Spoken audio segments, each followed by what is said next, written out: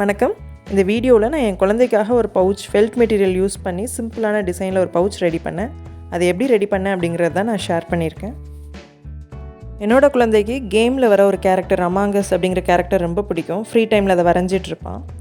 Pencil pouch வாங்கலாம் அப்படின்னு தேடுறப்ப கடையில் இந்த மாதிரி அமாங்கஸ் டிசைன் போட்ட பவுச் வேணும் அப்படின்னு கேட்டு தேடி பார்த்துட்டு இருந்தான். பட் அது எதுவும் கிடைக்கல. சரி, நம்மக்கிட்ட இருக்கிற மெட்டீரியல் யூஸ் பண்ணி நம்மளே ட்ரை பண்ணி பார்க்கலாம் அப்படின்னு தான் இதை செய்ய ஆரம்பித்தேன்.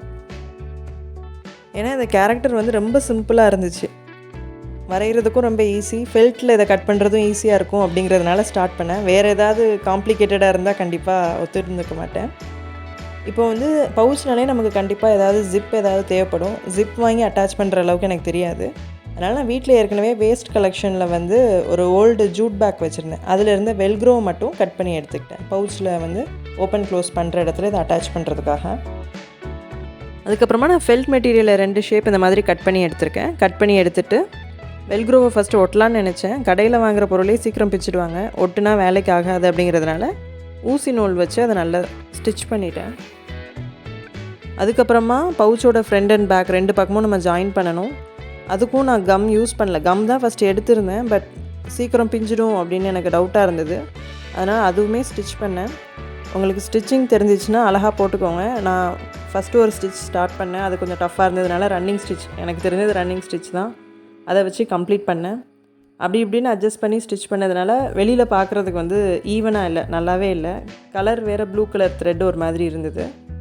அதுக்கப்புறம் நான் இன்னொரு தடவை ஃபெல்ட் மெட்டீரியல் ரெட் கலரில் அதே சைஸில் இன்னொரு தடவை கட் பண்ணி மேலே கம் போட்டு ஒட்டிட்டேன். இந்த ஸ்டிச்சிங்கை மறைக்கிறதுக்காக தான் இந்த வேலை.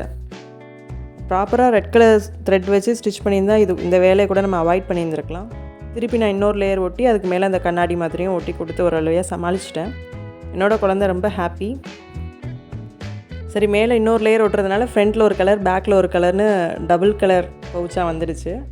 நீங்களும் உங்கள் குழந்தைக்கு பிடிச்ச கலரில் பவுச் செஞ்சு கொடுங்க. இப்போ மினியன்ஸ் இல்லை ஒரு ஏரோப்ளேன், ராக்கெட், கார்னு அவங்களுக்கு பிடிச்ச ஏதாவது ஒரு கேரக்டர், ஏதாவது சிம்பிளான ஒரு கேரக்டர் எடுத்து பவுச் செஞ்சு பாருங்கள்.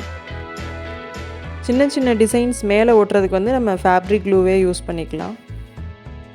இது வரைக்கும் இந்த ஃபெல்ட் மெட்டீரியல் யூஸ் பண்ணி நேம் போர்ட், ஃபெல்ட் புக் இதெல்லாம் ரெடி பண்ணியிருந்தோம். ஃபஸ்ட் டைமாக ஒரு பவுச், அதுவும் கஸ்டமைஸ்னு சொல்லலாம்.